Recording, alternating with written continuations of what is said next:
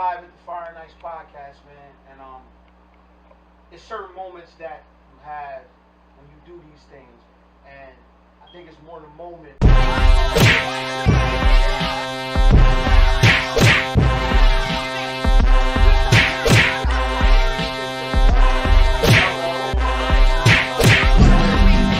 These guys came from Woodland, Delaware. Where was you from? Who's fighting right now? Who's fighting right now? Who's fighting right now? Who's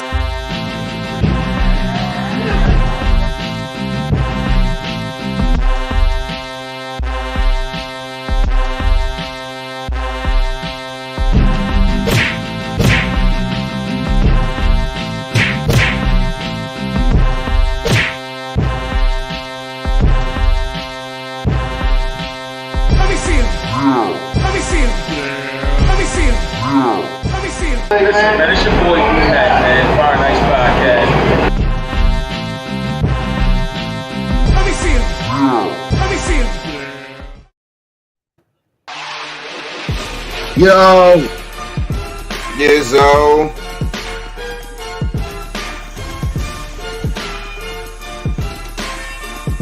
You like that, huh? You like that, coach? You like that, huh?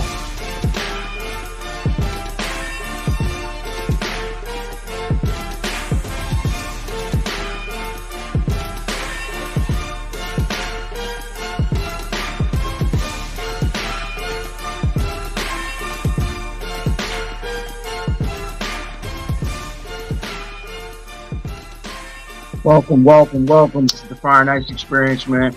Rocking with you on a Saturday morning with my esteemed best friend, my brother, creator of the show, my guy, Fresh Fire. How you feeling, bro? Oh, man, I'm feeling lovely, man. I'm feeling glorious, man. It's Saturday morning, man. There's some big games going on, man. There was some things that went on last night, man. But I'm here doing what I'm doing with some of my most favorite people on earth, my motherfucking brother, Coach P. But before we go any further, let me tell everybody out there, hello, and how are ya? And the crowd goes wild as usual. Listen, so we're picking up the pace on the content, man. So I think it's a good thing, man, because we get to see, fans get to see, our handsome faces, in HD on a more consistent basis. It's a day chock full of action, fam. Chock full of action. But we had a full slate last night coming off of food and football day. Yes. Food, football, and family day, the Triple F day. NBA had a full slate last night. A lot of fireworks last night. So if you don't mind, let's get into some of this action. Feel free. Absolutely. So let's talk about a few things here, man. We had the Minnesota Timberwolves and the Charlotte Hornets in Charlotte. Charlotte wins this game 110-108. A deep dive into some of the action, some of the big point producers of the night were the big performers of the night. Charlotte in that win had Kelly Oubre going for 28 points, Terry Rozier with 22, and PJ Washington as the third scorer with 16. In a losing effort, you had Ant-Man 25. You had Karl Towns with 19. But yeah, this looks like a tight game there. So Charlotte pulls out another win for them. I think they need that because of a lot of what's going on in Charlotte. A lot of people discredit the Miles Bridges loss and the fact that they're playing without their star point guard, LaMelo Ball. Thoughts on this particular game and team? Well, the Charlotte Hornets, me, myself, man, I'm a person who thinks that they personally ultimately need Miles Bridges on their team so they can be the best version of the Charlotte Hornets of right now. With him not playing right now, he's got some other problems that's a little bit more serious than basketball right now. Right. Yeah, with him not playing right now, It's got some other dudes slotted in places they shouldn't be playing at. Maybe they're being asked a little bit more of them than they can probably actually provide. You also got LaMelo Ball out. I want to say the proverbial hurt guy, Gordon Hayward, is already out. I want to say again, with some type of fractured shoulder or something. So Charlotte, fractured shoulder again. Yeah, it seems like when it seems like they're taking at least a half a step forward, it seems like things, whatever it is around their organization, just takes them 2 steps back. And a lot of people was looking for, and I included, looking for them to take a leap this year with the talent they had. But it seems like a lot of that talent hasn't even been on the floor though. Except what you know what I say about what's your best ability, and it has to be availability. I mean, it don't matter how fly your passes are, or how many shots you can knock down, how many people you can dunk on from the parking lot. Absolutely. So they definitely. This was the Hornets snapped the 5-game win streak from the T-Wolves. Hornets needed this game, and they sit at 6-14. Really a non-factor at this point. To bracket that, this is their first win, back-to-back wins for the first time this season. So you kind of see where they're marred in relative mediocrity. So we're gonna move on from that one. So we have, in a shocker, in my opinion. Not necessarily a shocker as far as the team, but how they're performing as of late. Philadelphia 76ers travel down to Orlando and beat Orlando Magic 107-99.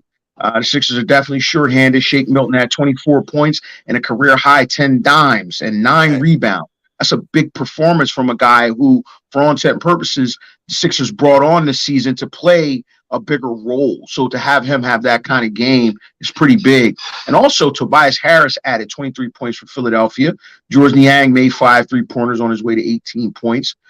In a losing effort, Franz Wagner had 24 points. Bol with 18 points and 8 rebounds and 4 blocked shots.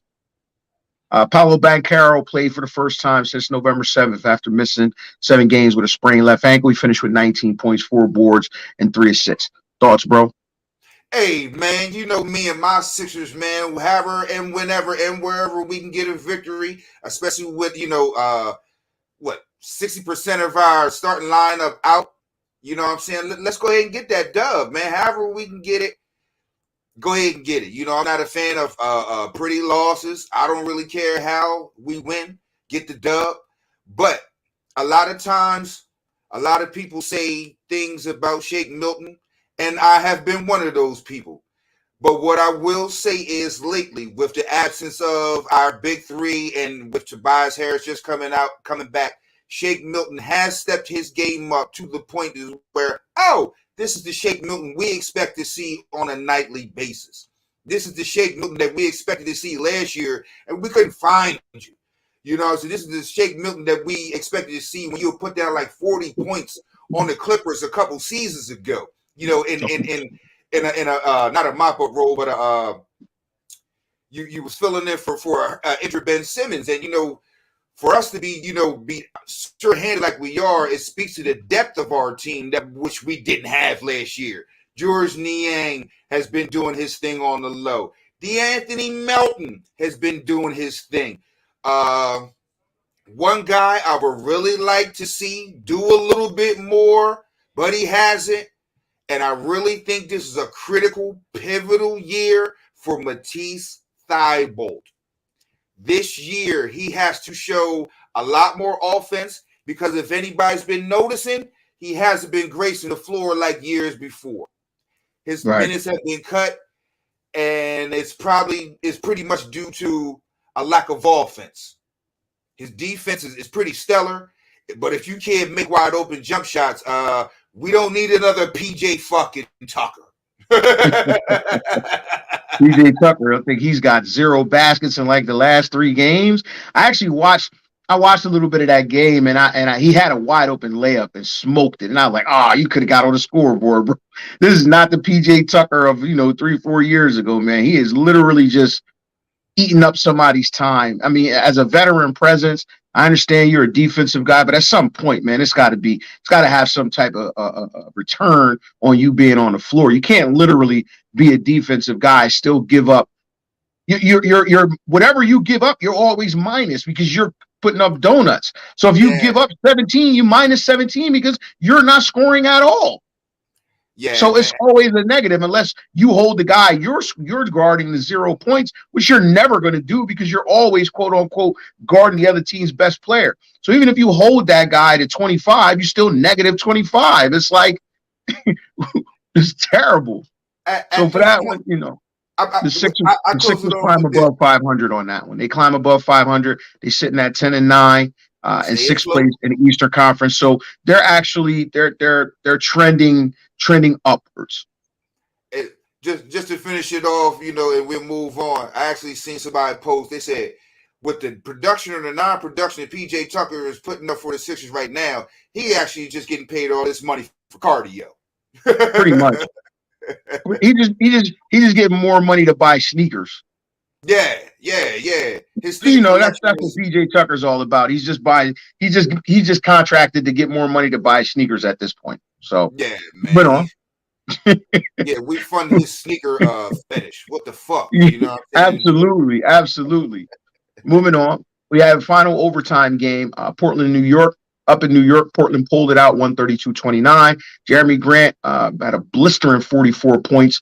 And Anthony Simons didn't do too bad as himself. He had 38 for Portland. Shoo.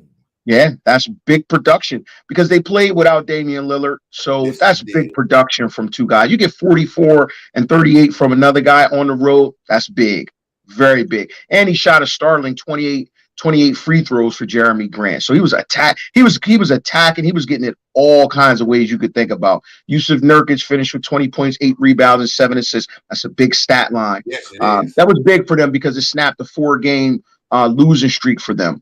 So with that being said, New York, Jalen Brunson scored 32 points. Julius Randle had 23, and RJ Barrett added 19 points, 10 boards, and 5 assists.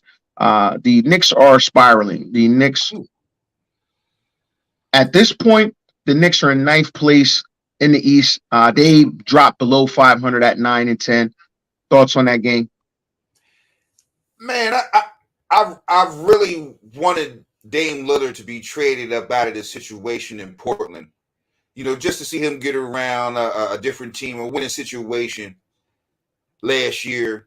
And I was taking shots at my favorite point guard in the league. Like, yo, man, you might not be my favorite point guard in the league, man. You keep talking about you staying and loyal to the soil and you boys running from the grind. I'm assuming the Portland staff, organization, and the crew knew something that I ain't fucking know. Because they balling. And they balling. Him and Anthony Simons are playing well together. Jeremy Grant, who I actually thought it fits better. Yeah, it fits better. Jeremy Grant, who I thought was a good role player, turning out I'm a little bit more than a good role player, bro. Right. Nurkic, when he's healthy and I guess locked in, these are the stat lines you can expect. Man, they're gonna get a lot of dubs out in Portland, man. And we can't forget the human highlight reel, Shaedon Sharpe, because every time you turn on, that guy looks like he is jet propelled. You know what, man? I'm starting to see something. I've seen it in football, and now I'm seeing it in basketball. Every maybe 5 to 7 years, you just see things get shaken. You know what I'm saying? And what happened last year, you kind of can't go with what's going on this year. It's not too many. It's like, well, I don't think those guys are going to take that leap. And then, boom, you got a Utah. It changes so quickly. Yeah, it right. Just, you know, and that's what I'm saying. On a dime. Right, and that's what I'm saying. Even in football, it's like, man, these guys ain't going to fall off that fast. And boom, they're in the basement. Like, wow, things have changed this year in football and basketball. And it's like somebody shook up the boggle. Like, new letters, new roles, new everything. New landscape. Right, and that's what I'm saying. Like with Portland playing balling like they balling, I did not see this coming from my guy Dame Lillard and all of them out there. I did not see this coming. They got a huge dub without him up in New York, man. That was good to see, man. So for But perspective, and then we'll move on. The Portland Trailblazers sit at number 5 in the West at 11-8. But here's a starter. Here's something startling. And this is why I say I don't really want to judge anything until after 25, 30 games. So some, can get some separation and people settle into their tendencies. There's literally only 2 games that separate the 11th place Warriors from the number 1 Phoenix Suns. 2 games. So just something to think about. No, I'm sorry. Not 2 games. 3 games. Sorry about that. 3 games separate number 11 from number 1. So a 4-game win streak can literally propel you from out of the playoffs to the number 1 seed or top 4. So just food for thought. Yeah, I guess at this point in the season, if you're out of it, you're a terrible damn team. If you're out. Oh, there's some terrible teams. There are some terrible teams. If you would like to speak on them, feel free. We'll get into that later, but there are some terrible teams. And there's a common theme between those terrible teams, except for one. One is a shockingly terrible team. We expected them to be bad, but they're terrible in being mentioned with these teams, but we'll get to that later. In another game, we have the Sacramento Kings, who's been a tough out this year, but the Celtics pulled away from the Kings 122-104. Jason Tatum, let's go, the brotherhood. Jason Tatum scored 30 points, and the Boston Celtics pulled away from the Kings. Jaylen Brown had 25 points. Derek White added 16 points. Al Horford finished with 13. Now, in a losing effort, De'Aaron Fox, who's been scintillating this year, flying under the radar, had 20 points. Domantas Sabonis had 18 points and 10 rebounds for the Kings. Another bright spot for the Kings has been Kevin Huerter this year, who's been shooting the proverbial leather off the ball. The Kings themselves have been this is not, your Kings of old. These Kings, they are shooting the leather off the ball. The spacing is there. They have a budding star in De'Aaron Fox. Sabonis, of course, has some historical ties. His father was an international great and one of the innovators that came into the league. A lot of these kids don't know about Arvydas Sabonis, who would be your modern day Jokic. He was a guy, and the sad part about it is, and to go off on a tangent, and then I'll get your thoughts. Arvydas Sabonis in his earlier years in international play was a way more athletic player than what we saw in the NBA. So, he was robbed of some years. If he would have come into the NBA in his prime, he would have joined that pantheon of great centers around that time. Your Olajuwons, your Pat Ewins, all those guys, especially, at the time that he would have come over. It was that age of the center where Arvydas Sabonis would have foot right in. And I think he would have been a 22, 23 point per game guy, double figure rebounds, 6 or 7 assists. He was an all around player who could stretch the floor, shoot the 3 ball. Phenomenal player. And Domantas Sabonis is taking that lineage and he's running with it. Thoughts, bro? Yeah, man. I guess I want to start with Sacramento, because Sacramento was definitely a team I thought, they got some talent, but I didn't see them necessarily putting it together. Now they're putting it together, and I probably want to say I'm much more of a Sabonis fan. Well, I've always been a Sabonis fan. I love what he did in Indiana. I thought that was a great trade for the King. Well, this is one of those trades where it seemed like both sides kind of worked out. Yeah. What I'm saying? The Kings got Sabonis, and I was like, that was one of the guys that was mentioned inside of a Benjamin Simmons trade for our team, and I wouldn't have mind having Sabonis back. But with Huerter, who's shooting the lights out this year, with De'Aaron Fox, Swiper, who's rounded into a very good, if not great, backcourt player. They've got some things out there that some people have to really take account for out in Sacramento. You got to play them. You got to play them. It's not enough going on in Sacramento and all this kind of stuff. Well, guess what? They got a team now. They got some things in place, and now they're being competitive, if not playing winning basketball. So I'm Shout out to the Kings, man. Shout out to the Kings. But to see them being as tough as they are these days and go Sacramento. Yeah, they just fell to probably a team that's probably the best team in the league right now, and that's the Boston Celtics right now. So moving on. I don't want to talk much about Boston, those fuckers, man. Those fuckers. All right, we're gonna move on. No Boston Celtics talk. We're gonna move on, bro. All right. So in the next game, we had the Indiana Pacers and the Brooklyn Nets. Indiana prevailed 128-117. Buddy Hield scored 26 points to lead 4 Indiana players with 20 or more. Miles Turner added 23 points. Tyrese Halliburton, 21. And Benedict Mathurin finished with 20 for the Pacers. Halliburton, listen, and we had a discussion about this. It was a Facebook discussion, and just chiming in. We're talking about great young guards in the league, and everybody loves Shai Gilgeous-Alexander, and I threw out De'Aaron Fox as well because they're both sort of the same type of guard, that score first sort of guard. But I threw a name out there, and this kid right now is playing point guard personally the way I like to see point guard played, and there's a difference between him and those other guys.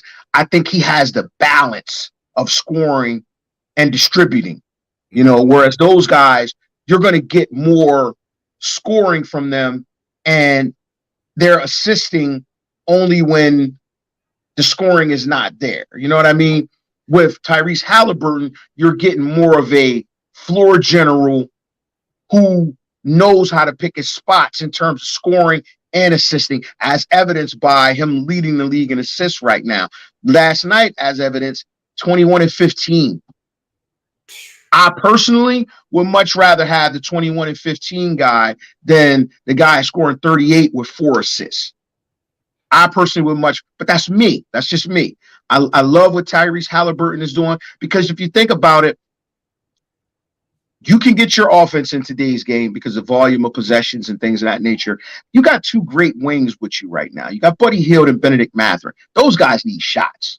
Benedict Mathurin is turning into probably, a runaway top 3 rookie of the year candidate. And we all know what Buddy Hield could do with the proper amount of shots and open looks. So I love what Tyrese Halliburton is doing. If you're going to give me a young guard, I know everybody's falling in love with Shai Gilgeous-Alexander and De'Aaron Fox, and everybody loves Ja Morant. Me personally, with the style that I like, I think this pays off more in the end because Tyrese Halliburton is getting other guys involved. So when it comes time for this team to turn the corner, it's going to be much more difficult to defend them because of the way now you got that 3-headed monster at the guard and Miles Turner is just eating everything up on the inside. That's just me. That's just my personal preference. I'm a big Tyrese Halliburton guy, and it's evidenced by what he's been doing.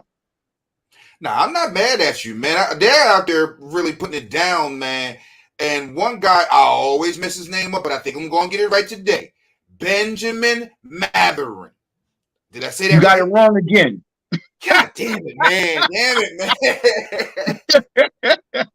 man. But that's my guy, man. That's my guy. Benedict Mathurin. He's a Canadian guy. Benedict. Well, Ben Mathurin. That's just shorten it. Ben Mathurin. I saw his athleticism jump off the charts at Arizona, but I didn't think this. So I'm not going to sit here and play, Swami on that one. I did not see him as a 20-point per game guy out the gate, especially off the bench for the Pacers. I didn't see that. Didn't see it at all. And that was one thing I was loving to see that because I like what I saw in Arizona, and I guess I kept messing up his name and all that. But the more he popped on screen, I was like, those guys got something they can jump. You know who the hell he is, though. You know who the hell he is. What I kind of want to talk about is the team that they played last night. Okay, Kevin Durant scored 36 points, including 20 in the fourth quarter. Ben Simmons made all of his shots, scoring 20 before fouling out. Kyrie Irving also had 20 points. Now, this is an interesting matchup with these two teams because it seems like the Pacers give the Nets fits. They've beaten them 3 out of 4 times this year. I watched a weird back-to-back one night, and I mean, it's like teams have your number, and I think the Pacers just have the Nets number. They give the Nets fits. Man, when I was looking at some of the game and all of that, and I was looking at the Brooklyn Nets just team and how they were playing. I said, "Oh, not saying I get it, but what everybody's saying is right. You can't stop anybody. No. You're terrible on defense, terrible." And I've never really been the guy to say, well, offense is just going to overtake defense. Nah, good offense and great offense would overtake defense. The offense that they're playing isn't going to overtake anybody because you can't stop anybody. I mean, when you look at Indiana, they got some good players on their team that could probably get to 125, or they got to 128 last night. But you look at some of the other teams that Brooklyn has played when Kyrie Irving's on the court. They've made it to $120 and $125 as well. And I'm like, okay, well, Ben Simmons is on the court. You have some other guys out there who can play some defense. If this is the amount of defense you're going to play all year, you guys is going to be playing, 8, 9 all year long if you make it there because you can't stop anybody. And they can't guard the three. They can't guard the three at all, and they get out rebounded on a nightly basis for the most part. You know what I thought could have helped them a great deal? I thought Dwight Howard could have helped them. Because I think their biggest problem here is that they are a very flimsy basketball team. Oh my they God. got a lot of tall guys, but they lack mass. They are. Listen, they would be a great cross country team because they all look like cross country runners, man. I mean, the combined body fat on this team might be under 20, man. I mean, everybody on this team is rail thin, and I mean rail thin. They have no inside presence whatsoever. They have no ability to guard the 3-point line. So they're going to be hovering around 500 until one of two things happen. Until they decide that they want to shut somebody down. Because I think for all intent and purposes, this is who you are now with what do we have? About 24, 25 games in. This is kind of who you are. So if you're going to outscore some guys, then you definitely need 30 from Irving. You need 30 from Durant. You definitely need a consistent 20 from Ben Simmons.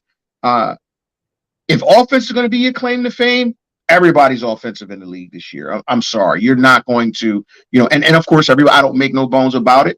I'm a brotherhood guy, and my favorite players on that team, but I just don't see it in terms of them being able to stop anybody. This is who they are. This is who they are. Unfortunately, the league, everybody can score now, period. So you being great scorers really don't matter because everybody can score. And maybe every team doesn't have 2 30-point per game scores like you, but teams can put together 5 or 6 guys that can get, 18 to 25, and that counters you because unless you get Seth Curry, Joe Harris, until them guys start to be consistent between the 18 and 20-point per game range, it's just not going to be enough. You need everybody to play to their full potential if you're just going to outscore guys in this league. And I just don't see that they have the ability to do that. That's not happening. And one thing that has one thing that has come up on I'm like, man, that's rare. I mean, that's a red flag. I have noticed a lot of disqualifications by foul by Benjamin Simmons this year. That's not a shocker to me, though. That's not a shocker to me. This is why. This is why, and I'll tell you why it's not a shocker to me because from the games that I've watched maybe 12 games of the Nets this year, and a lot of his fouls are the stupid fouls. I'm the defensive guy, so I've got to create defensive pressure. So he's running out, on guards and on the defender, reaching it. He's real handsy.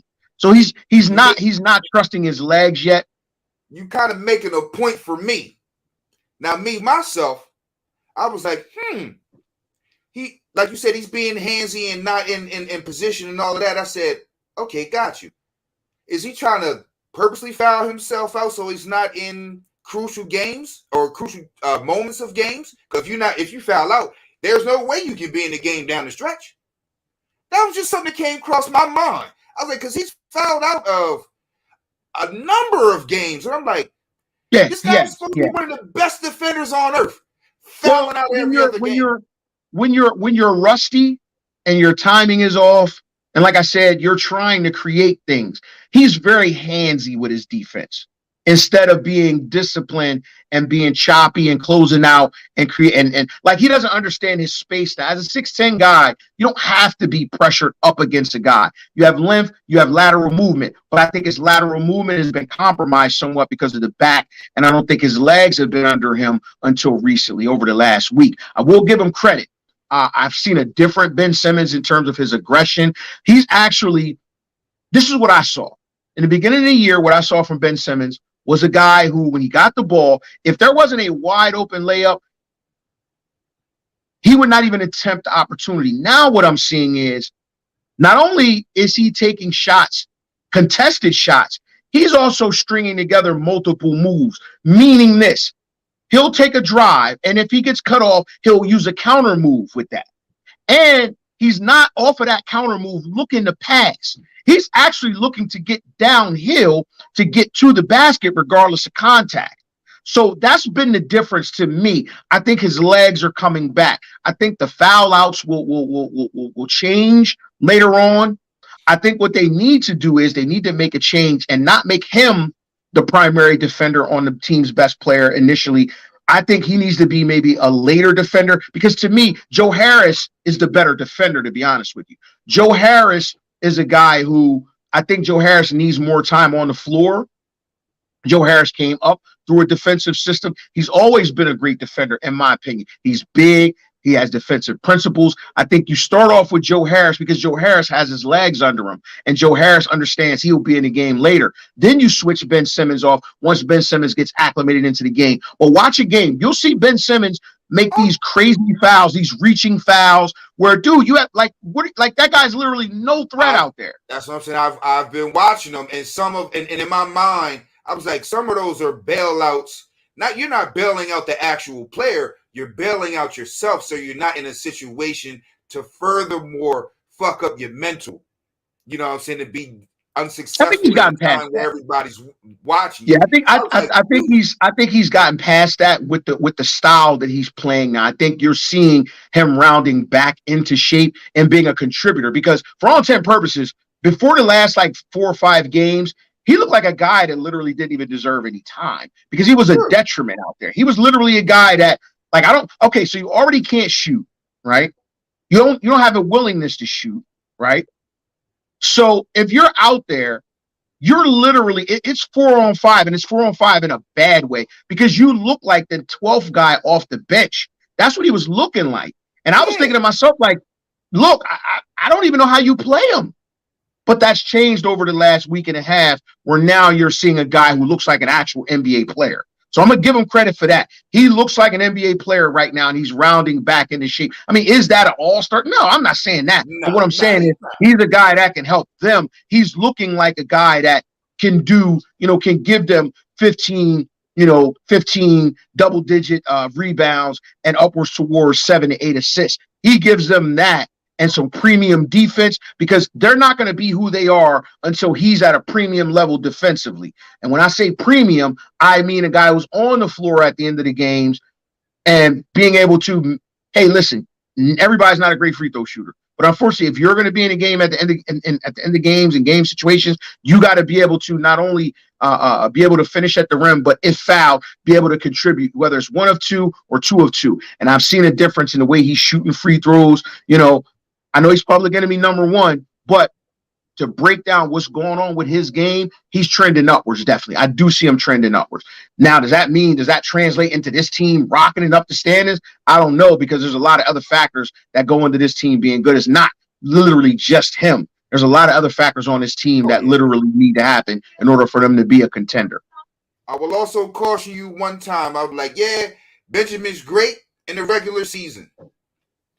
We'll pick this conversation back up if and when they make the playoffs. Yeah, absolutely. If they make the playoffs. Right now, just for reference sake, the Brooklyn Nets sit at number 10. They are 9-11.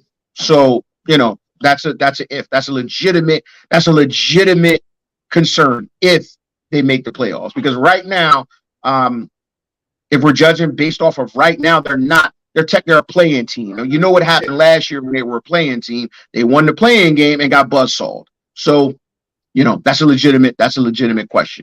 So moving on. Last night we saw Let's see here. We got the Miami Heat prevail over the Washington Wizards. Big game from Bam Adebayo with a season high 38 points. 38.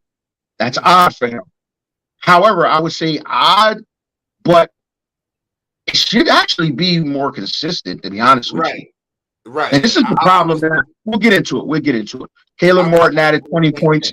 Kyle Lowry finished with 13 points, and Tyler Hero had 11 points, 10 assists for the Heat.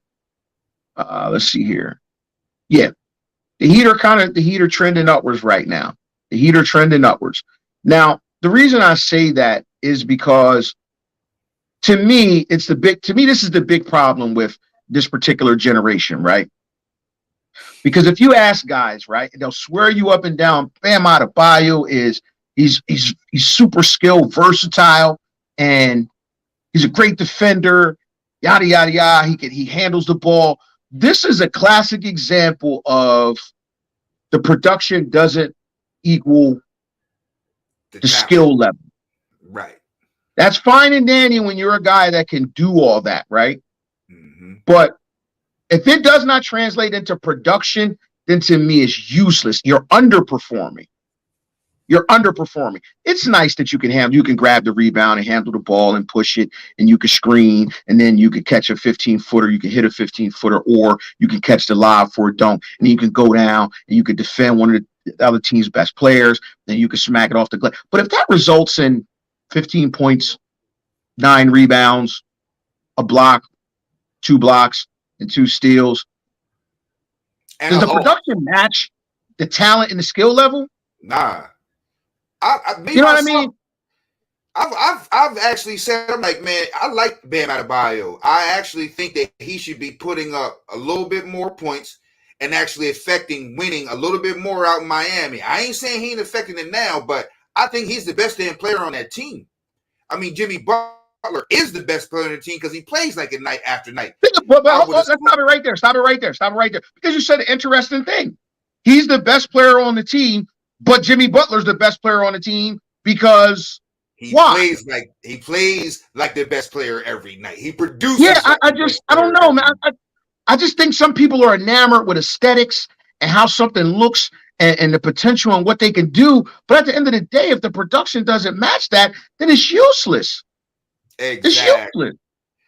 Jimmy Butler is the best player on the team, but I actually think Bam Adebayo is the best player on the team. He just doesn't play like the best player on the team on a night in, night out basis. Well, he may be playing like it, but he doesn't affect winning or to have the stat lines that show that he's the best player on the Miami Heat team ever. When you have that skill level, a 38-point night shouldn't be that's a big game.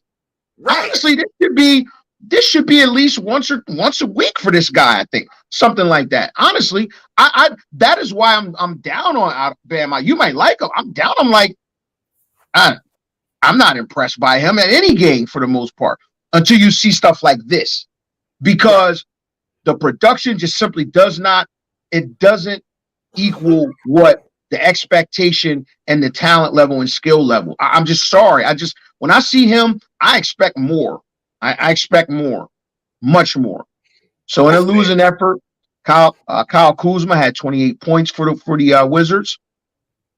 Also Bradley Beal, 28 points, and Porzingis citing 18 points for the Wizards. That's a good stat line from your 3 best players, to be honest with you. You just ran up against a better team tonight.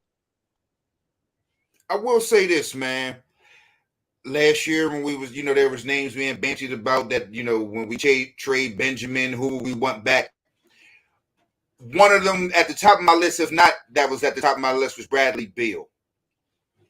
If we was going to trade away Benjamin Simmons, I wasn't going to be mad, or I was actually rooting for Bradley Beal, James Harden as well, a couple of other people. I'm glad we didn't do that. I'm not going to lie. I'm glad we didn't do that. There's something about Bradley Beal's game that I think there's some falsity to it. It may be some Kevin Love in Minnesota. Okay, there we go. Okay, okay. He's put up some beans in Washington, am I right? Absolutely. Only in Washington, am I right? Only in Washington. they've had mediocre teams as long as I can remember. But he's been putting up the beans forever. You know what I'm saying? Like, yeah, if you get him over here, he'll be doing this and that. Bradley Beal does not strike me as the type of person that would like to do teamly things in order for the team to win. He'd be like, okay, well, I'll do Bradley Beal things for the team to win. See me put up these beans? Yeah, but we ain't win. But Bradley Beal put up some beans. And it seems like a lot of people like, oh, yeah, this and that. I'm like, well, there could be a little bit of that Minnesota Kevin Love on you because you play in D.C., you played on mediocre teams where you have like some of the greenest lights I've ever seen in basketball history. And now you have Porzingis. You've had some players. I can't say you've had top players, but you just had Russell Westbrook. And you guys went to the playoffs. You know what I'm saying? And then you go down and think, can't carry him any further. I'm thinking Bradley Beal is a little bit more Kevin Love than Jason Tatum, or who was traded to be good as a referee. Let me throw this out there. To piggyback off of what you said, just a note. The Heat won this. I mean, they won this game without Jimmy Butler. Come on, man. That's a game that Bradley Beal. You're supposed to be the best player on the court. And I ain't gonna say will your team, but lead your team to victory. And I'll just put in one more note. Bradley Beal averages probably about 40 points against the Sixers. He's put up 50 and 60. I want to say a couple times against the Sixers. None of them never in victories, but he's put up the beans. And it's like, yo, dude, if you put up like 50 and then you got like a Russell Westbrook on your team, you had Montrezl Harrell on your team, you've had other players on your team, like, why are you guys like 38 and 44 every year? Well, he's at John Wall during, John Wall's, they were a formidable tandem. So he's had other guys. I think what it speaks more to is that he's not a headline guy. I think that's where we're going. He's not a headline guy. Ancillary guy, yes, but not a headline guy. Yeah, and that's what I'm saying. I don't think he would have been the piece that would have really made us take off. Like, no, you actually play in Tyrese Maxey's spot and you would be taking shots out of his hand. You know what I'm saying? And Tyrese Maxey would have probably still had to play point guard this year, without Bradley, without the trade of James Harden coming in. So we'd have had some people playing out of sorts and Bradley Beal putting up 30 losses. I don't know. Right. Well, for context, where both of these respective teams sit, the Washington Wizards currently sit at 7th place at 10-9. Okay. Their last 10, they're 6-4 in their last 10, but they've lost their last 2. Miami, they're sitting currently at the number 11 space. They're 9-11. They're 5-5 in their last 10, but they've won 2, so they're trending upwards a bit. For perspective, once again, in this particular conference, not necessarily as close as the Western Conference, only because of how sizzling the Boston Celtics and Milwaukee Bucks have been. They are head and shoulders above everyone else. With that being said, the difference between the 11th and number 1 space is a bit different. It's almost 7 games. So there's some separation there between, with the Bucks and the Celtics and the rest of the pack. So there's some separation there. Definitely some separation. So let's get into this next game here, which, for all intents and purposes, is not a shocker. Let's go Rockets. Let's blast off. The Rockets beat the Hawks 128-122. Jalen Green scored 30. Kind of a shocker to me, but that's a shocker. The Hawks are not supposed to lose to the Rockets, but I digress.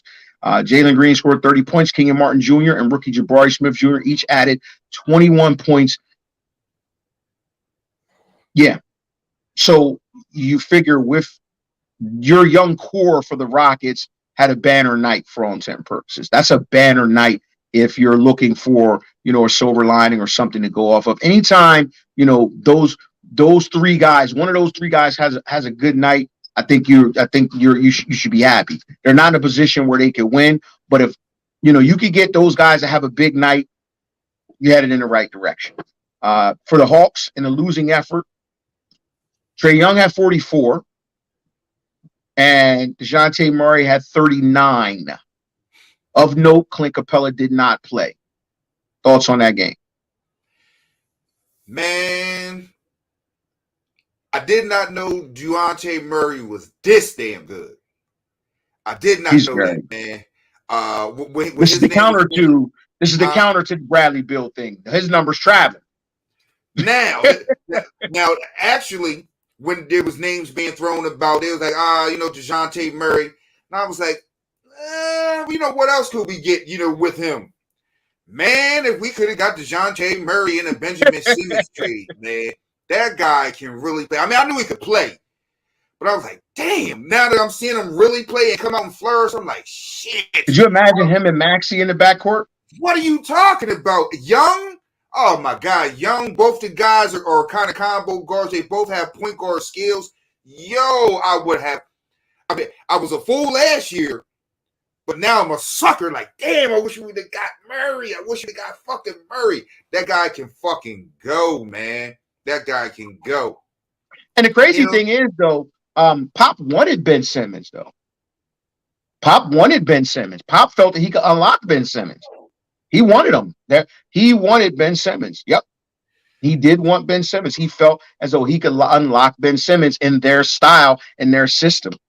So it's starting to seem like I mean, everybody probably called it already, but it's definitely starting to seem like Daryl Morey was like, "Oh, I'm going to get my guy." Oh yeah, clearly. I'm going to get my guy. And it was more of a legacy. It was more of a legacy pickup because at the end of the day, it's not like James Harden is, giving you bad numbers. It's just, I think everybody's expectation probably needed to be tempered because people were wanting to see the Houston Rockets James Harden, and you were never going to get that James Harden again. That James Harden is gone. That guy's gone. You'll never get that guy. You'll see it in spurts, but you were talking about sustained 35 a game and binges of 50 and 49 and 60, that kind of thing. You're not going to get that anymore from him. He's incapable of that now. He's incapable of that because, and also what hurt him is the fact that the rules were tweaked a bit. So, and he was a master at drawing the foul. So that would make his production dip somewhat, not to the point where it turned him into a bum, but something like that. When you take a facet of the game away from somebody that they're a master at, it takes him a minute to regroup. And you take that away from him, and it definitely affected his game because he doesn't have as many trips to the line as he used to. But just for context purposes, Atlanta Hawks sit at number 5 at 11-8. They're 5-5 in their last 10, and I think that was a game that they shouldn't drop because, for all intent and purposes, with the way the Celtics and the Bucks are playing, they're spacing themselves away from everyone. So you can't lose ground, especially on a game against one of the bottom 4 teams in the league. And just some commentary on one of the names that was mentioned as far as the Rockets, Jabari Smith Jr. If we can go back to the broadcast about who I was angling for, right? I was very, very, very solid on, out of the 3, I did not want him. I did not want him because I thought that there was too much of this with him. I didn't think he had the personality to play with what we already had because you throw him on a team with a guy like Jalen Green, you got Kevin Porter Jr., you got Kenyon Martin. All those guys are still fighting for their identity. Mm-hmm. They all still think that they're on the cusp of breakouts, right? And then you throw a passive guy into the mix with this is another guy who the talent and the skill is there, but unfortunately, if you don't have the mentality, you're going to get lost in the sauce with all these other guys trying to prove themselves. Mm-hmm. I would have felt much better with this kind of production, with what he's been getting, not the 21 in this game, but with the production. I would have felt better getting that from Chet, not from him. I would have expected it from Chet, which would have made me feel a lot better. He's been underperforming. But I knew you threw a guy like Paolo on that team, Paolo is automatically the alpha male on that team. Everybody takes a seat to Paolo because of the way Paolo plays. Paolo will grab a board and, all right, I'm going to wave you off. Go ahead, I got it. that kind of guy. You need a guy like that playing with these guys. These guys are still, for all intent and purposes, trying to carve out their niche in the league. Jabari Smith Jr., until he becomes a more dominant personality, you're going to see games where these 21-point games are going to be few and far between. Very disappointing for me. That's just for me. Other people may feel as though just give him some time. I'm very disappointed with his play. I don't even think he's top 10 as far as rookies, in my opinion. I just don't. I think it's very underwhelming. He's been very underwhelming as far as I'm concerned. That's fair. When I look at your team, man, and Kevin Porter Jr., Jalen Green, Jabari, I'm like, me, myself, I think Jabari is moving into a role to where I think I have to play this kind of way for the other guys around to be successful. You know, because to me, it seems like Jalen Green is, for all intents and purposes, like, I'm the guy. Like, all right, cool. You're the guy. But if you're the guy, you have to carry us. And like you said, you got Kenny Martin Jr. You got a lot of guys. It's a lot of guys on that team who everybody's young. You got Eric Gordon, who's the only veteran in the locker room. And I'll tell you, on the other side of that, as disappointing as Jabari Smith has been, and I mean, just for numbers purposes, we're talking about a guy's only averaging 11 points a game. Mm-hmm. For the number 3 pick, that's not going to cut it for me. It's not going to cut it. 11 points a game on that team, on one of the worst teams in the NBA.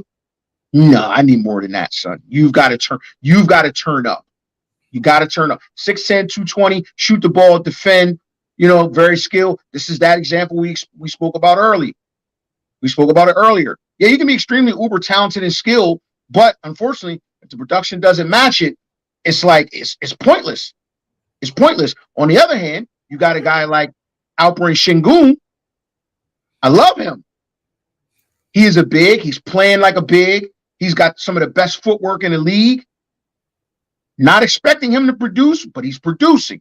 I love Alperen Sengun. He's learning under Olajuwon, and you can tell when you look at his game. Mm-hmm. You can tell in his game. He looks like a young Mikal out there.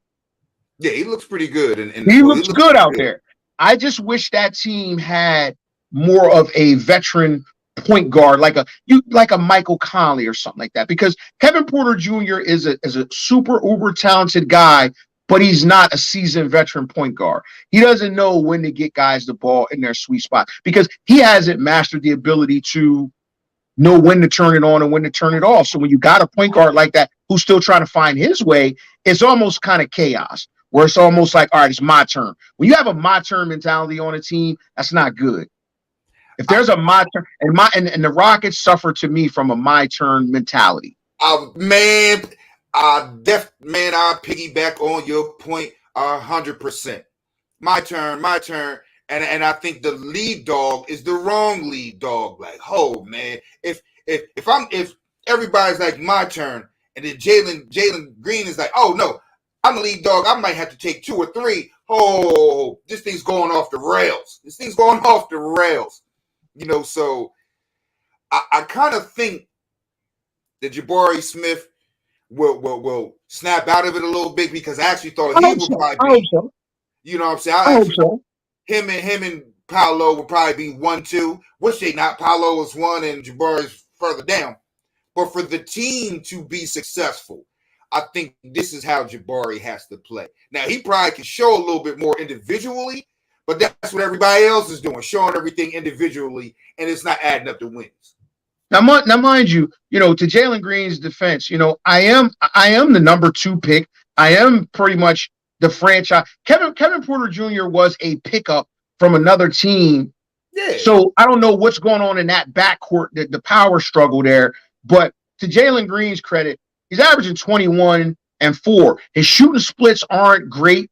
I want to see him get over, 45% shooting. Right now, he's looking like a chucker at 42%. I don't like chuckers. He's at 42%, which tells me that you're chucking. You know what I mean? You're not getting to your sweet spots. And not only that, you're a 35% three-point shooter. That may not necessarily be your game right now, but because of this situation, you're exploring your game. So it's a lot of players on that team exploring their game. So that particular team, it's a long way to go for them. It's just going to take the right pieces and a lot of maturity on a lot of those guys' part. Like I said, the only veteran on that team is Eric Gordon. And if we're judging by what's going on right now, he's not providing the sort of leadership that this team needs to even make any sort of jump right now. And I don't expect him to be there much longer. I think he's going to be a hot trade name, moving forward. So I'll close it with this. Alperen Sengun is averaging more points than Jabari Smith Jr. Ow. At 15 a game, an impressive 8.5 rebounds, shooting 50%. You tell me. Yeah. Now, mind you, this is his second year. This is his second year in the league. So, I mean, I'm a big fan of Sengun. Big fan of Sengun. Yes, you are. Big fan. Moving on. I don't think we needed to stay on that game that long, but it's my team, so fuck it. Yeah, that's your team, man. Go ahead and talk your shit, bro. That's your team. Fuck it. You know what I mean? I'll go there. So the next game on the docket, let's take a look here. Bear with me just a moment here, bro. Bear with me, bro. Bear with Do me. your thing, man. Shooting shots, man. It takes a lot, man. Them guys out in Houston, it seems like Eric Gordon, I ain't gonna say he's even out there babysitting. They probably like, look, man, this probably ain't your deal right here. You know what I'm saying? Like, we want to keep you healthy so we can get you traded at some point in the season. Hey, man, the Rockets are prone to doing that. They are prone to doing that. In terms of, getting, just sitting a guy out and just letting them rock out. Right. You know what I mean? They'll sit you out or they'll keep. But I think he's a hot name come the trade deadline. He'll be gone. I don't think he'll be there. He'll be gone. Let's see here. Okay, so moving on. Next game is, and this is a pretty. I think this is going to be one of those like rivalries that you'll see in the next coming years. Ja Morant and Dillon Brooks lead the Grizzlies over the Pelicans 132-111. Dillon Brooks scored 25 points. Ja Morant had 23 points, 11 assists. Jaren Jackson Jr.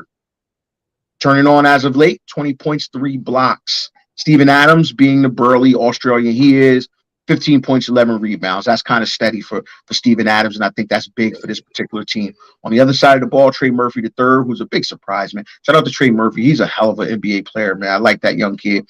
Led New Orleans with 21 points. Zion Williamson had 14 points.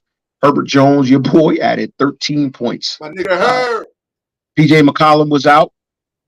And Brandon Ingram left the second quarter with a sprained foot. So some injuries played a part in that one. But the Grizzlies rout the Pelicans 132-111. Thoughts, bro? I think I'm going to make my Western Conference pick now. And that right now? And I think the team that will represent the Western Conference in the NBA Finals will be the Memphis Grizzlies. Memphis Grizzlies sit in fourth place right now at 11-8. They have a good balance to me of younger and older, because you ain't got to be that old, you know what I'm saying? But you do have. You got to be experienced.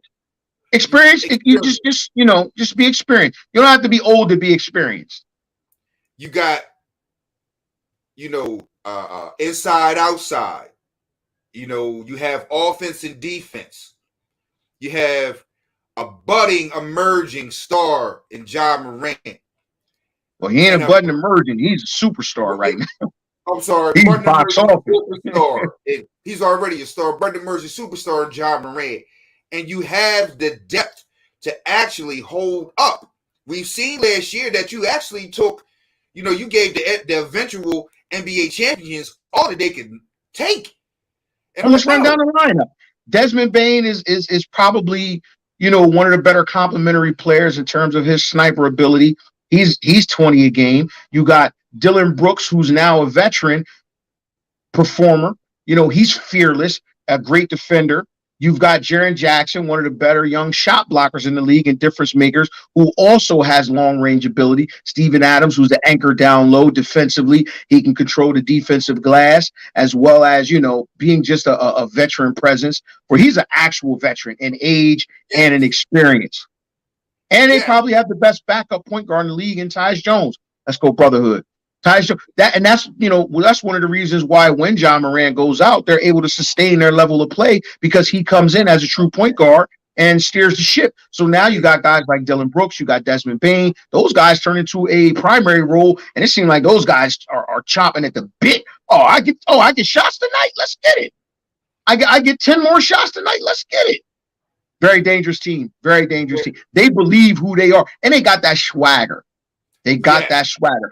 Biggest problem with them is just health. I think, they're suffering from John Morant gets hurt a lot. So, maybe in the future, he's got to change his style of play, the less recklessness, because I think they need him on the court. But I think that, that team has enough to sustain. You want to put yourself in a better position. Yeah. You don't want to be the 6th or 7th seed, the 5th, 6th, or 7th seed, and having to play a higher seed. You want that home court advantage because of the way that you get injured a lot. And with that being said, only 1 game separates them. 1.5 games separate them from the number 1 spot. So they could get hot. They go on a 4 or 5 game binge. Boom, you're the number 1 seed. So your prediction may not be very far off, because they could go on a run. I mean, I had a pretty good grasp on who I was going to pick, preseason and summer. I just want to see a little bit more, because they were checking off just so many of the boxes. I was like, man, there's some other teams out there to check off a lot of boxes, but I didn't think there was as many teams out there that checked off as many boxes as the Memphis Grizzlies. Now I just think it's their time. I have no clue, bro, because this Western Conference is so tight. You've got the Suns sitting at 12-6, Denver at 12-7, New Orleans at 11-8, which I picked was the surprise team. So far they're holding true. Come on, Pelicans, stay healthy. You're another team that is made of churros. You got to stay healthy. Now, mind you, I picked them to be successful, but I'm really surprised that they're sitting at 3 at 11-8 because of all the injuries. Zion's going to miss time. BI is going to miss some time because he's Kevin Durant. He's the garbage can version of Kevin Durant. Go brotherhood, but I still love you. That's my baby. CJ McCollum gets hurt. I think their saving grace has been your guy Herb Jones and Trey Murphy. Those guys, and who our colleague likes to call the fake Pat Bev, Alvarado. He's been a surprise. Fake Pat Bev. The fake Pat Bev. He's been a surprise. So they've gotten some contributions, which have helped them steady the ship, which is positive because now you're developing some depth on that team. Right. So, I said last year that CJ McCollum pickup was what they needed.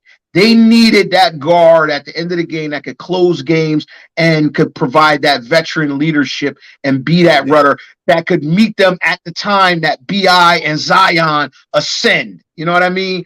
So if you can get them healthy, they're going to be a dangerous out. Whether I want to put them in the finals, I don't know, because you got the Portland Trailblazers at 11-8. You got the Jazz at 12-9. Jazz are coming back down to earth somewhat, but that's still a dangerous team, bro. Yeah. That is still a dangerous team. The Kings at 10-8. The Clippers at 11-9. And we know the Clippers literally don't have their best players on the floor. Or, let's look at it from the other perspective.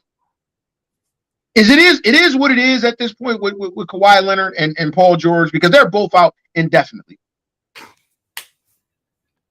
Man, it's terrible.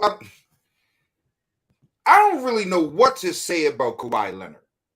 I don't. I mean, let's not. Because let's not.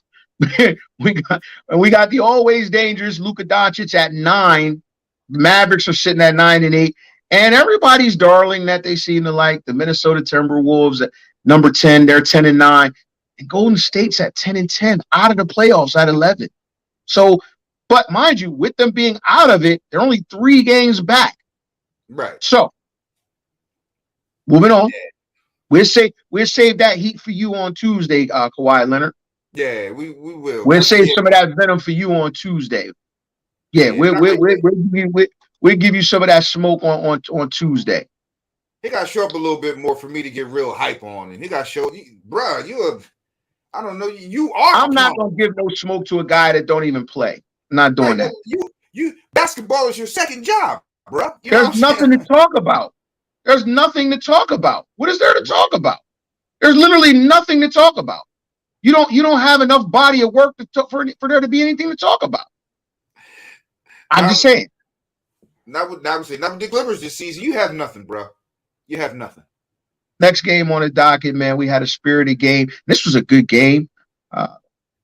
Oklahoma City Thunder prevailing OT 123-119 over the Bulls. Shai Gilgeous-Alexander 30 points, including 5 straight free throws in the final minute of overtime.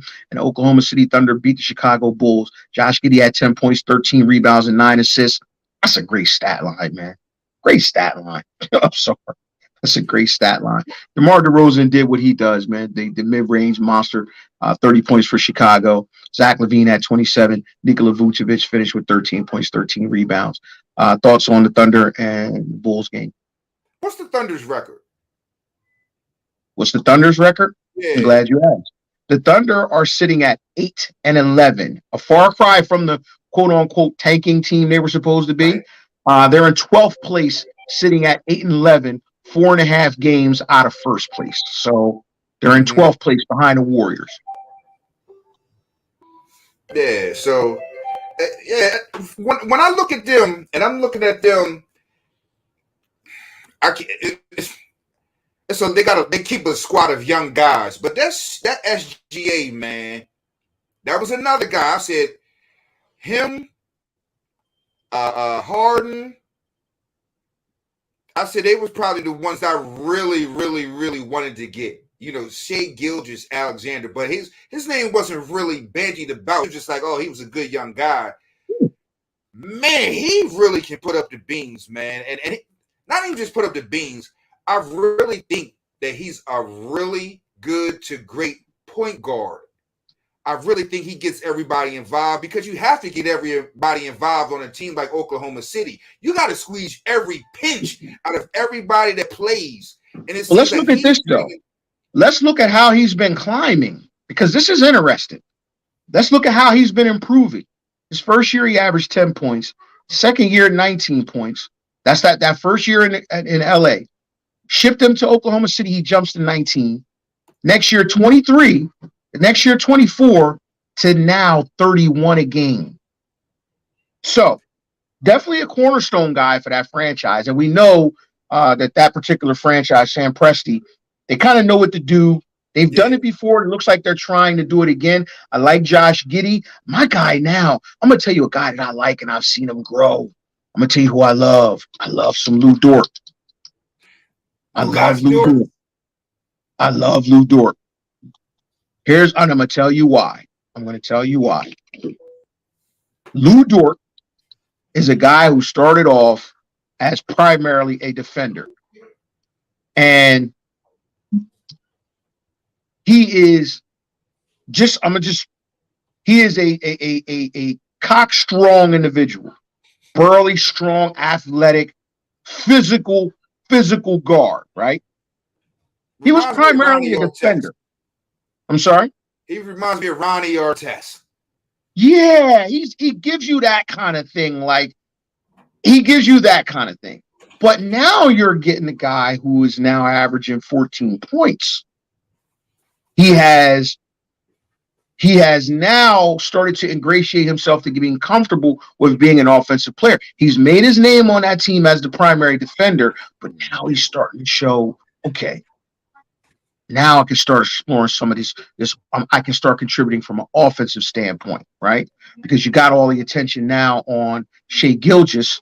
So between him and Josh Giddey, they're establishing themselves, because I think he's going to be amazing. You're not going to take him out the lineup because he's defending the best player. He's a tough, rugged, physical basketball player who doesn't require any touches to get that 14 points for all 10 purposes.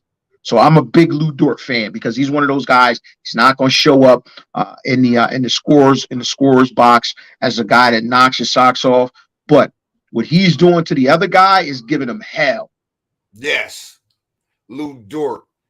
it's funny you said it. A couple days ago, I was watching highlights of like a lot of young basketball players in the NBA now from their high school days, and Lou Dort was out there putting in work. You wouldn't tell it from his NBA highlights or if you watching him playing NBA, but he was putting in work. I'm just watching highlights, and it's funny you say that he's grown into the role of defensive stopper, and now he's growing in, getting more comfortable in the offense.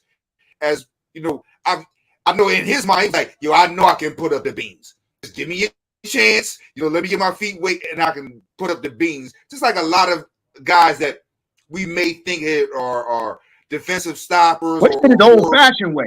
I'm going to establish myself defensively first so you can't take me off the floor. Right. Expand my role.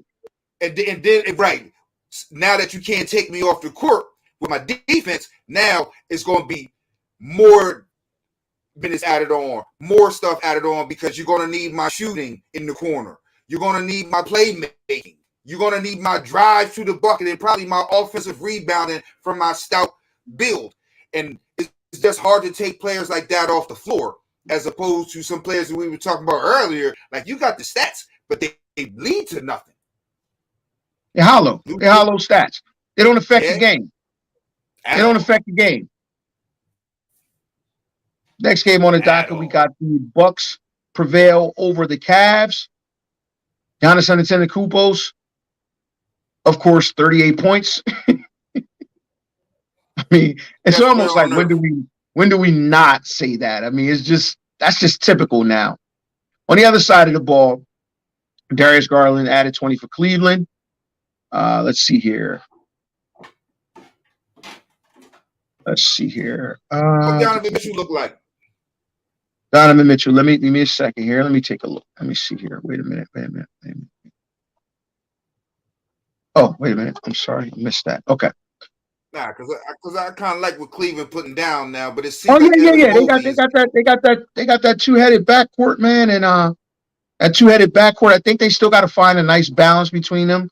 We'll see what happens with them, but I think they still got to find a balance, when to go, and But you specifically asked for Don Mitchell. Don Mitchell had 29 last night. Don Mitchell had 29. Darius Garland 20. You know who I think is suffering the most from Donovan Mitchell coming over? Evan Mobley. Because I think both of those guards put up so many big numbers. And I'm not saying that Evan Mobley's not a good basketball player, but I think his growth is stunted somewhat because of limited touches. Now he's relegated to kind of just a cleanup guy, a guy who gets an opportunity every now and then. And I think that the way he was projecting and his trajectory before the season was that he was going to be maybe a 19, 20 point a game guy. But when you bring a guy like Donovan Mitchell over, I mean, he's 30 a game right now for the most part. So somebody's got to suffer, and I think that's Evan Mobley. Evan Mobley's got to find a way to expand his game, and I think efficiency is going to be the thing with him, because he's not going to get that many touches, and the touches that you do get is not going to be any isolation, back to the basket, post touches. It's going to come mostly off of pick and roll, drop-offs. So when he gets the ball, he's got to maximize it. So he is going to have to find his niche and where he's going to be able to be effective. And I think it's going to be in the post. He's going to have to, a lot of these guys are going to have to start making a living in the post, because this is a guard's game. Man, for some reason a month ago, people was beating me over the head when I said every big guy should have at least one post move in their arsenal. Now we go a month later, like, hey, man, these guys should be taking advantage of these guys down low. If you're 6'8" or above, or if you frequently get a smaller guy on you, I will implore for you to get one go-to post move in your bag. It will help you. He's solid. I mean, don't get me wrong. He's solid. I mean, if you like 14 and 8, you know what I mean? He's solid. So he's not. I don't want to say he's underperforming. I just think that with the addition of Donovan Mitchell, it's hurt his game in terms of his growth. I definitely piggyback on that point, man. It seemed like it put a stop on his progression, and absolutely. It was like, do we want the team to move forward or Evan Mobley move forward?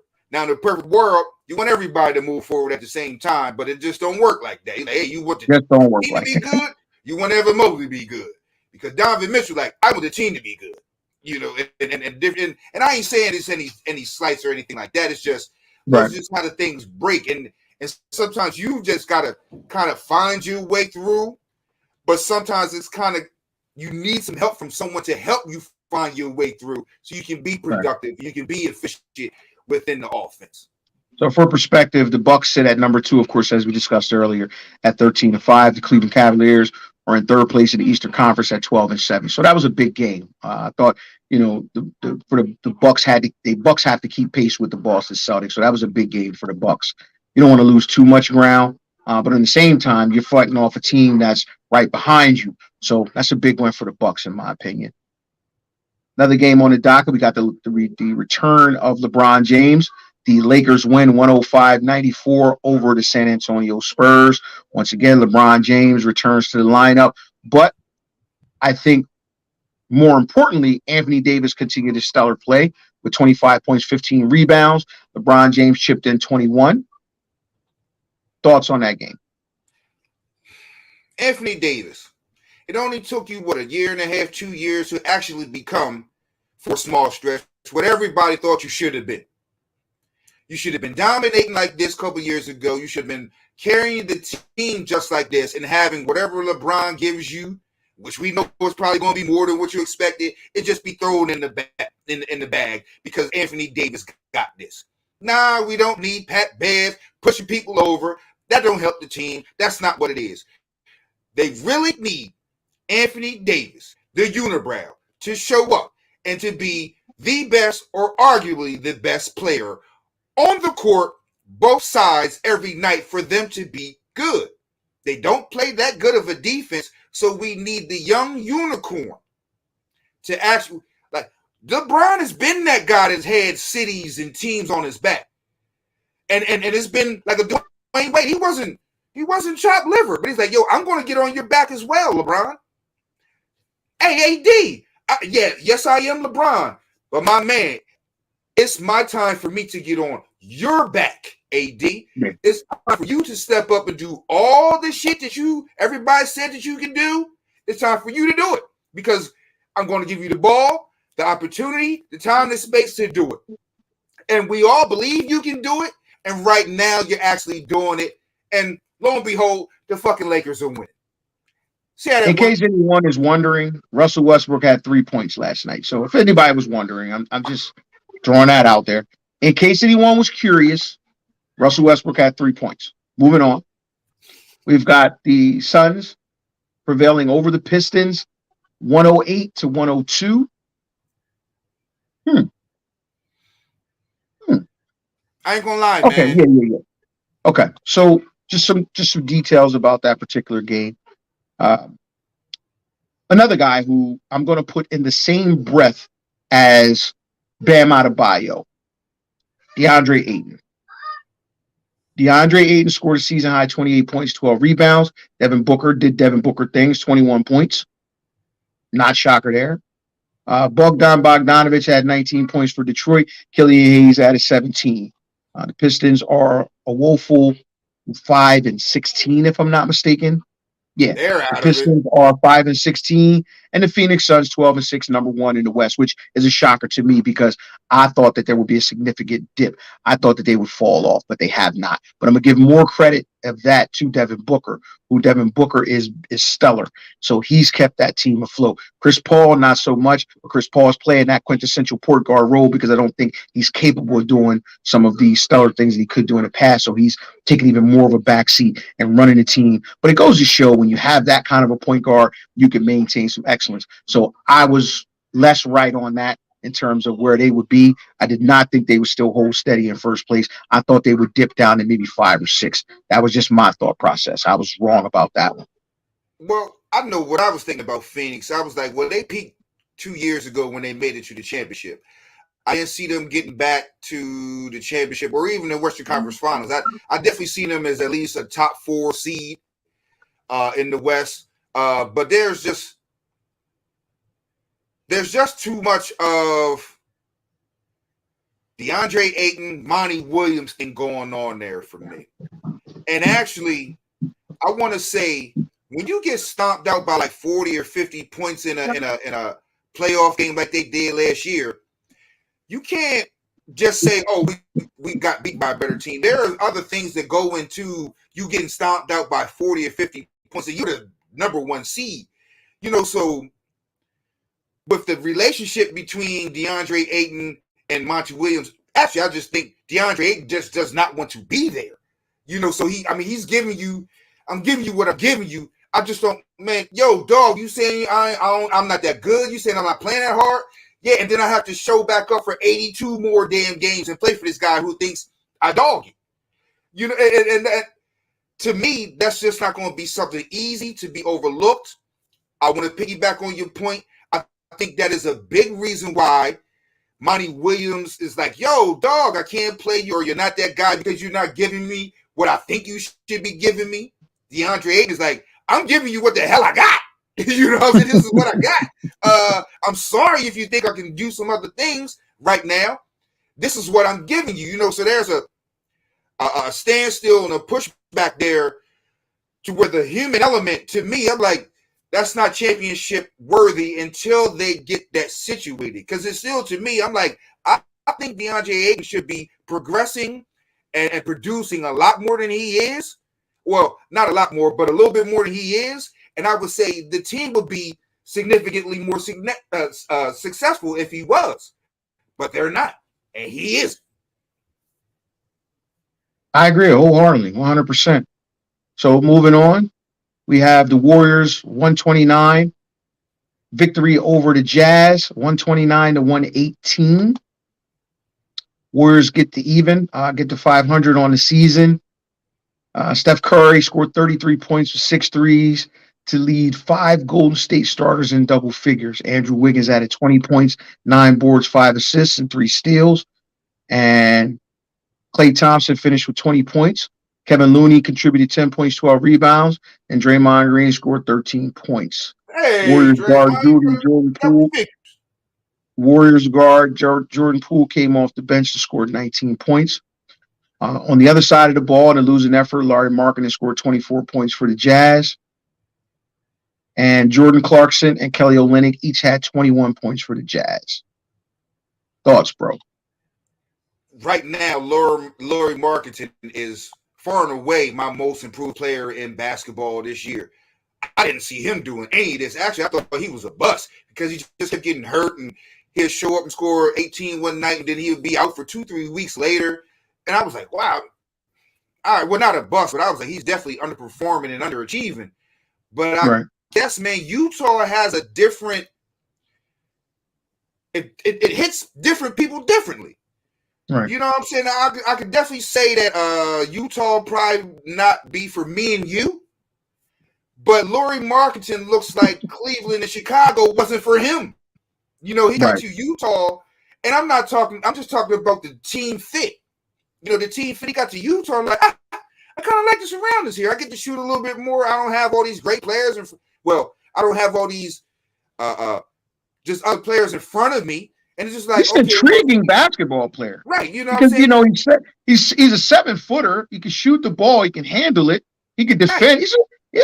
He's an intriguing basketball player. And at 22 points, 8 boards a game, I mean, that's great production for a guy like that. I mean, that's what I was saying. I'm happy with his maturation, with the maturation of his game. In front of him. It was just they got some. Listen, the Jazz have some players, and they're snipers, man. That team, like I said, they're a dangerous out. I don't think they're a tanking lottery team, but that's a dangerous out, man. You don't want to run into that team because I've seen them, man. I've watched them. I've seen about 6 games this year, and man, can they shoot. Yeah. Up and down the lineup. They can shoot. And Jordan you got Lauri Markkanen, who's a matchup nightmare. Lauri Markkanen is a matchup nightmare. Yeah, and those guys, man, they take on the responsibility. Like, oh, okay, well, if that guy's starting in a starting position, he's killing you. I'm definitely coming off the bench to kill you. I'm actually the defending 6th man of the year, so Yeah. You guys gonna have to deal with us out in Utah. I just think Utah was probably the fucking place that Glory marketing needed, and right now he's Yeah. my most improved player in the league. Moving on. In the last game from last night, we've got the Clippers defeating the Nuggets. I'm sorry, the Nuggets defeat the Clippers 114-104. The rich and creamies. The rich and creamies. The rich and creamies. Aaron Gordon poured in 29 points. They got an additional 19 from Jamal Murray. Nikola Jokic added 19 points, 13 boards, 6 assists. Of course, he spilled the stat sheet. On a losing effort, John Wall had a season-high 23 points for the Clippers, who were down to 10 players with Kawhi Leonard, Paul George, Luke Kennard out during injuries. Terrence Mann added 16 points, and Marcus Morris Sr. had 15. Thoughts on that game? Well, first and foremost, of course, we all want to know how, our darling did. Let's see what our baby did here. Let's see. Let us see how Bones Highland performed last night here. Let's see. Go. Let's get busy. Okay, I think he didn't. Yeah, he didn't play last night. I think he may be injured. He might be injured. Yeah, because he's definitely not a DNP. He's definitely not a low production guy. Absolutely, by no means. So that was definitely a DNP. He's probably injured. Let's see here. Inactive players. Okay. Yeah, inactive Michael Porter Jr., Bones Highland, Colin Gillespie, and Jeff Green. So he was inactive last night. Yeah. Thoughts on that? Uncle Jeffy's still out there in Denver. Uncle Jeffy. Uncle Jeffy he's not going nowhere. Uncle Jeffy's a basketball player. Right. He's a professional basketball player. He's plugging and play. Uncle Jeffy is plugging and play. Yes, so real quick, man, your rookie ladder. Give me your top 3 rookies right now. Top 3. Paolo number 1. Well, I guess I'm loving my guy in Indiana. I think I'm gonna get it right this time. Ben Mathurin. There we go. All right, there we go. There we go. There we go. There we go. And the third guy, I will say that I'm feeling as a rookie. It's I guess it's a little different. Well, I like what he's doing because y'all guys had to turn me on to Jaden Ivey. You know what I'm saying?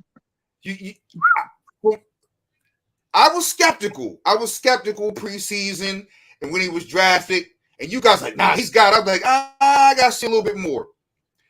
Daggone it, I've seen a little bit more, and I like what I'm seeing.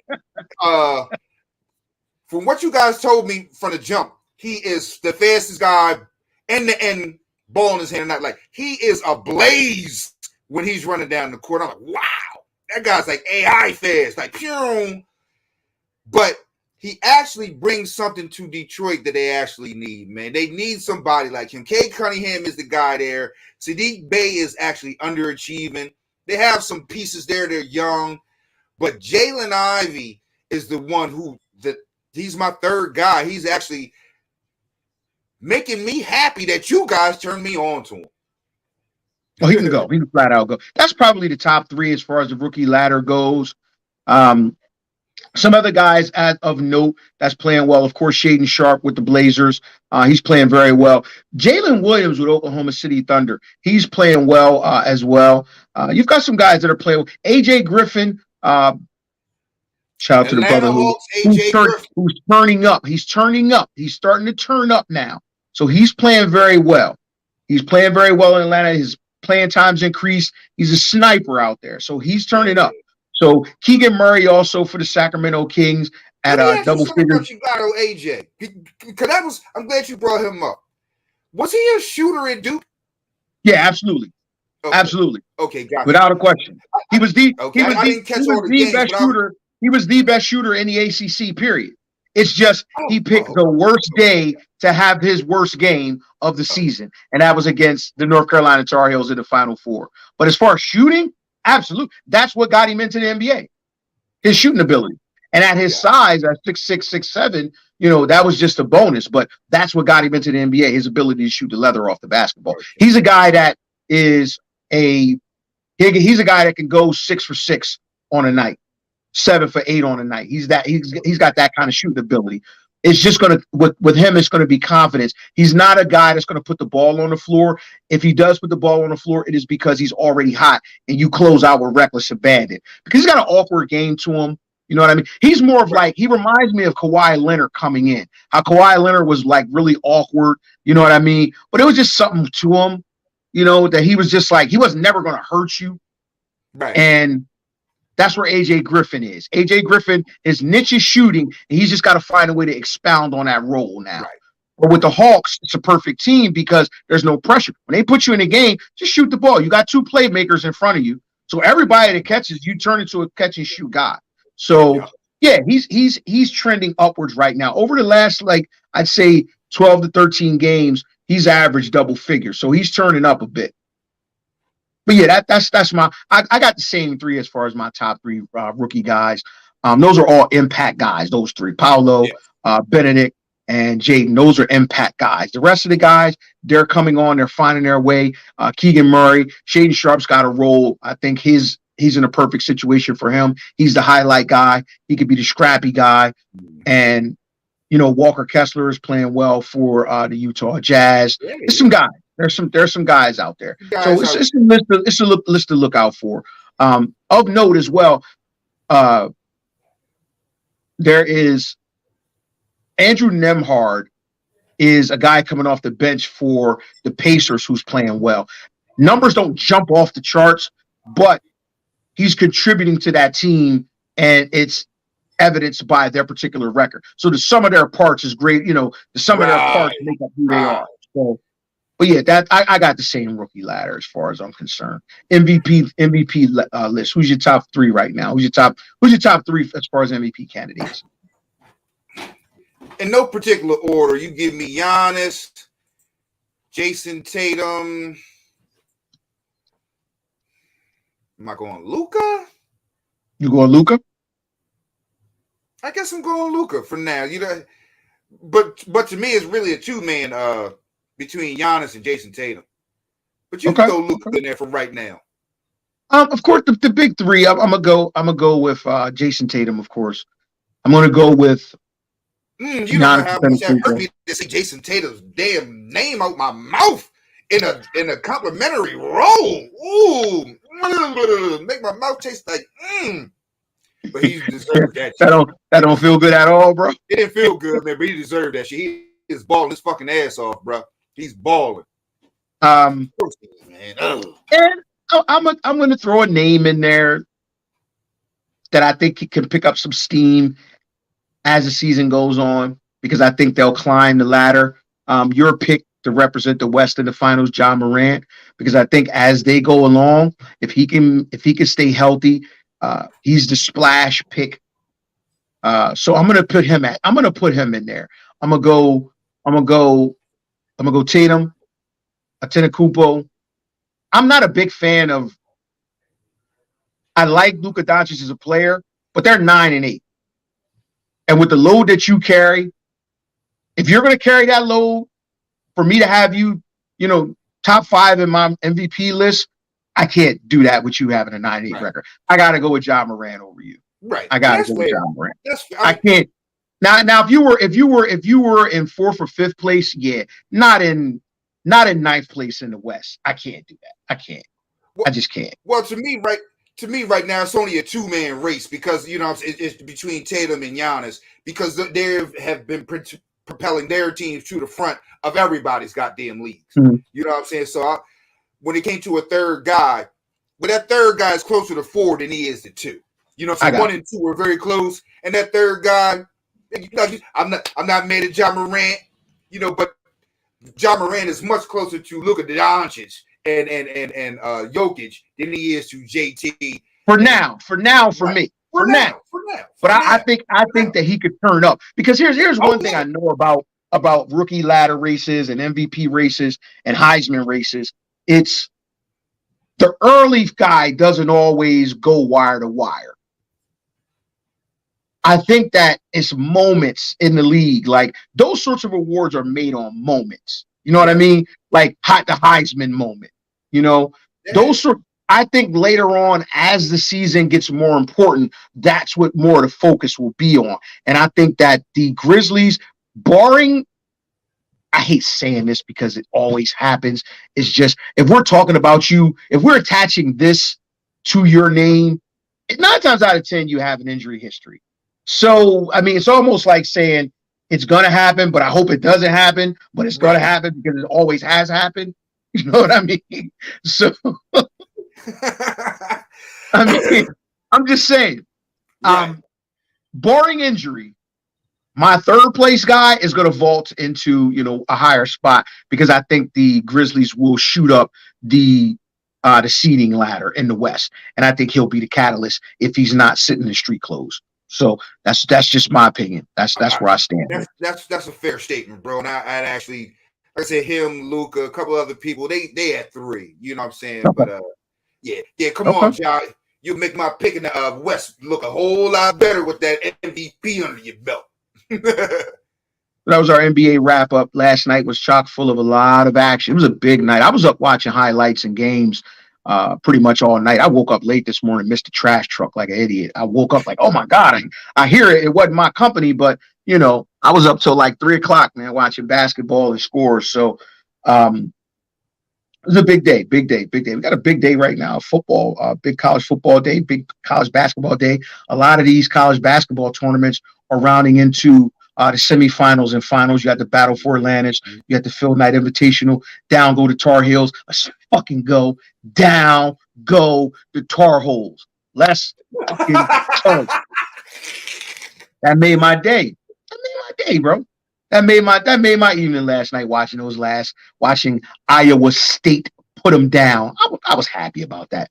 Now, with that being said, my young Dukies, they're young. They teetering right now. They in games, so they ripe for the picking. I'm not gonna say they ain't gonna lose no games, but I was happy to see the veteran experience North Carolina Tar Heels go down.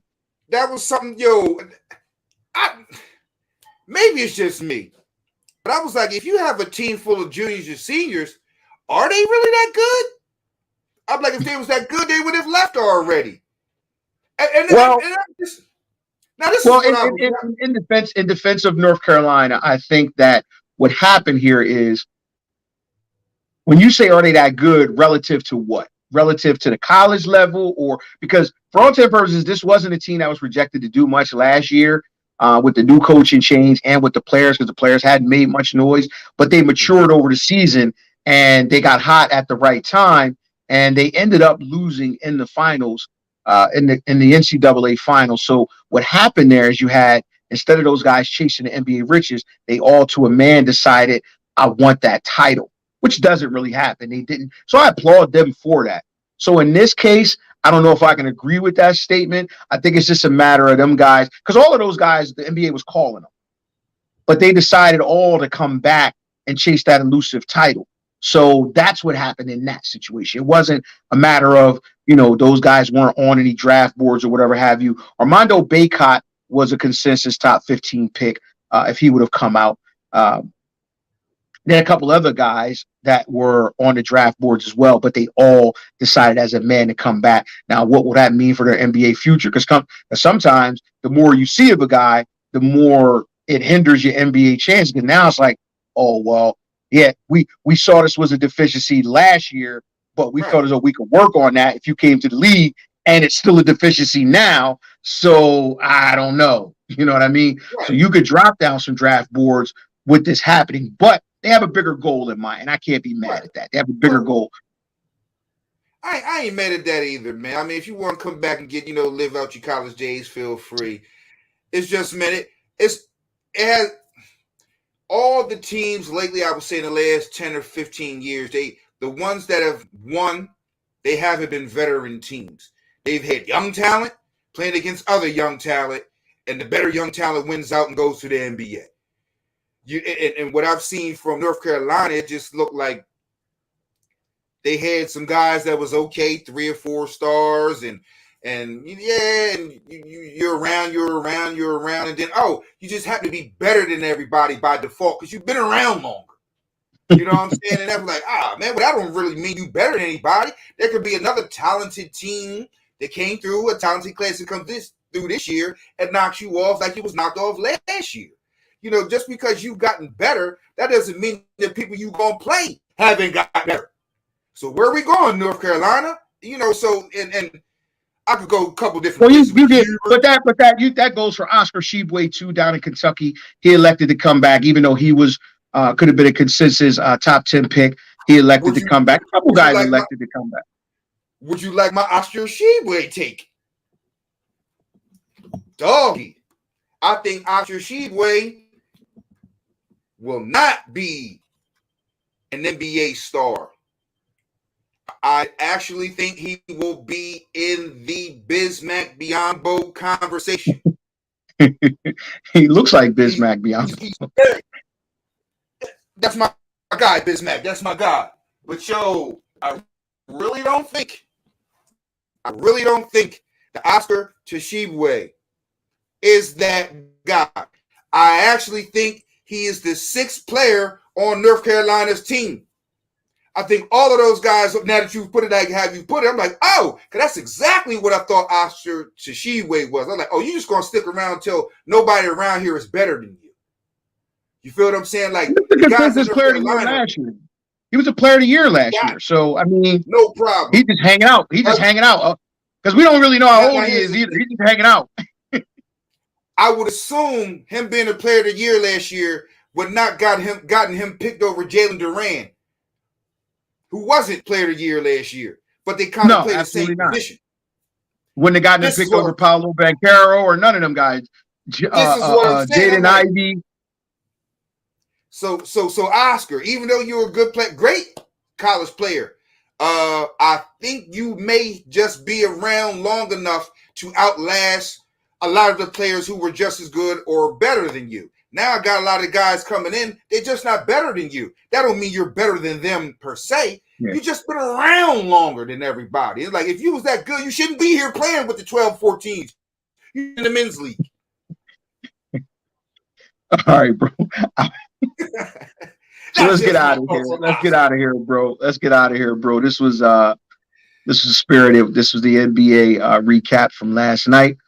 We will be back with you tomorrow. The pregame show, roughly 11 o'clock. Tune in. Until then, any thoughts, Fresco? Man, I'm just glad my Sixers are holding steady. You know what I'm saying? We're not falling back. I just wish the damn Boston Celtics and the Bucks would I would wish some ankles, come through their motherfucking kids. You know what I'm saying? Like.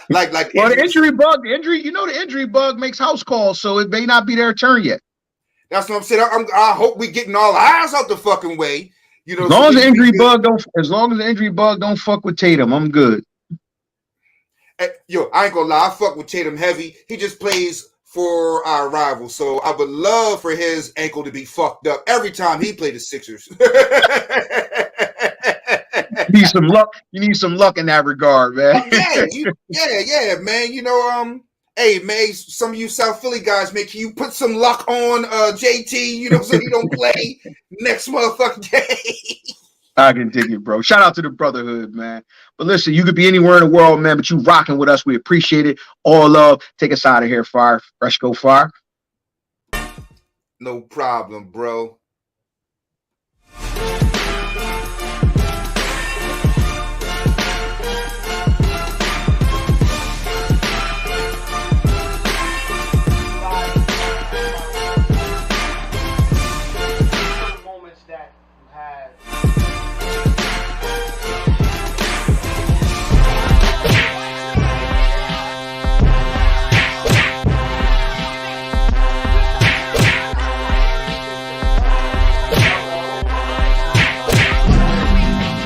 Guys came from Woodland, Delaware. Where was you from? Who's fighting right now? Who's fighting right now? Who's fighting right now? Who's